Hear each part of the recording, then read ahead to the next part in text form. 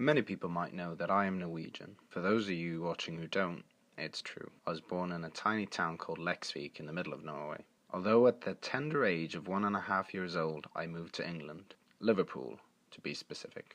We stayed there for the following 3 years, leaving me with just enough of a sense of what it means to be British that I've been pretending to be one ever since. I often think in English. I learned to read English before Norwegian.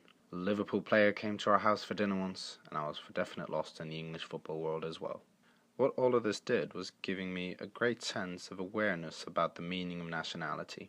What happened when I moved back to Norway, however, was that I became branded as this encyclopedia of everything British. I was constantly on the receiving end of a barrage of questions about people from England and how they talked, which I of course was forced to replicate often, which, in my personal opinion, no 5-year-old Norwegian kid should have to attempt a Cockney accent. But what became very prevalent over the years is the absolute power of the stereotype. Ironically, not believing a single one about our own country and its people, but never doubting in others. So over the years, I almost became some kind of mythbuster, which I thought I would replicate now and share some of my opinions on widespread beliefs about Britain and its inhabitants. Just a disclaimer, no truths are absolute of course, these merely reflect the general impression I have found. Tea. Perhaps one you would think is easily overdone for comedic effect, but any time I visited an English home or an event, there will be an offering of tea, and how it is made is very important. So true. Bad teeth. Easily false. They have the same standard of oral hygiene as any other nationality I've met. Bad weather. I might offend some Britons here by saying that no, this I'm afraid is false too. Your weather is not all that bad. To be fair, there are a lot of grey cloudy days, but the amount of them that actually are rainy is shockingly low compared to other places I've lived. Politeness.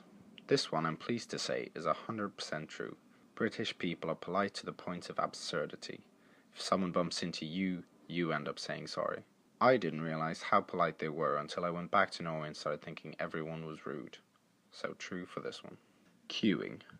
Now this one is tricky. British people will love telling you that they are the best in the world at queuing, which I find absurd as it's like winning a competition that no one else is trying to compete for. But in the end, I believe it almost becomes a self-fulfilling prophecy, so I will mark this down as true. Accents. There's this absurd notion outside of Great Britain that anyone who's from there, no matter which of the countries, either has a full-on Dick Van Dyke Cockney accent or sounds like they're in a Jane Austen film, when the truth is that even after living here for a while, I struggle to understand some of the northern accents. False. The final myth I want to address, which is probably the most widely spread one I've encountered, of which I'm probably guilty of committing myself in the making of this film, that is that Great Britain is just a fancy name for England, when it is of course a group of countries.